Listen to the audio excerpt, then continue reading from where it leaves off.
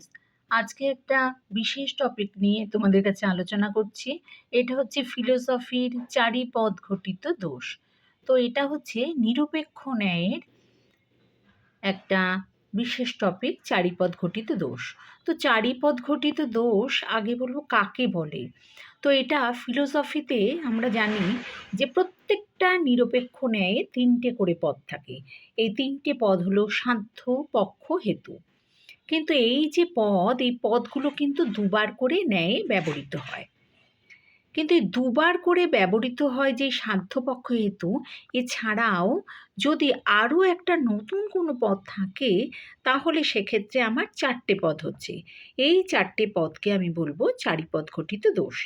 তাই এক্ষেত্রে তোমরা উদাহরণ হিসেবে আমি একটা পরে দিচ্ছি, সেটা তার আগে এই চারিপদ ঘটিত দোষটা কাকে বলে তোমরা আরেকবার জেনে নাও। যে যদি কোনো যুক্তিতে এই সাধ্য, পক্ষ, হেতু এই তিনটে পদের অতিরিক্ত কোনো পদ থাকে, তাহলে ন্যায়টি চারিপদ ঘটিত দোষে দুষ্ট হবে। এক্ষেত্রে দেখো উদাহরণ আমি দিয়েছি। উদাহরণ হচ্ছে টেবিলটি হয় এমন যা মেঝে স্পর্শ করে, এটা এবচন।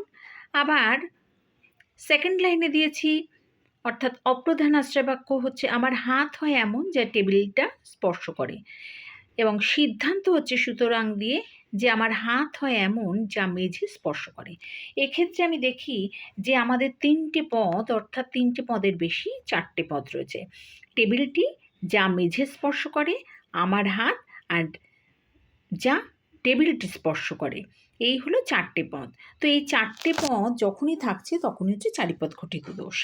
কারণ আমরা জানি যে আমাদের তো তিনটে পদ থাকার কথা, অর্থাৎ সাধ্য, পক্ষ, হেতু, কিন্তু এই চারটে পদ কিন্তু এক্ষেত্রে রয়েছে বলে এটা হচ্ছে চারিপদ ঘটিত দোষ।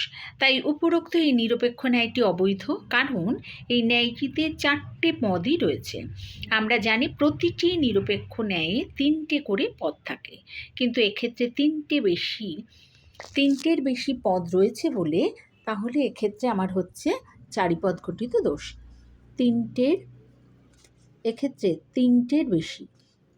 তিনটের বেশি পদ রয়েছে বলে, তাই আমার ক্ষেত্রে এই যে চারটি পদ রয়েছে, তাই চারটি পদ হলো আমার হাত, অর্থাৎ এক্ষেত্রে দেখো এটা হচ্ছে পক্ষপদ, এই যে এক্ষেত্রে হচ্ছে পক্ষপদটা আমার হাত।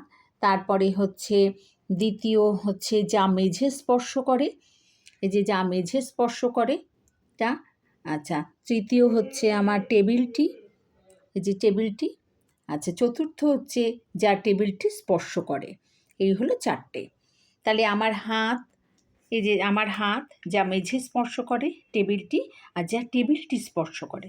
তাই এই যে টেবিলটি আর যা টেবিলটি স্পর্শ করে, এরা কিন্তু দুটোই কিন্তু ভিন্ন, অর্থাৎ আলাদা পদ।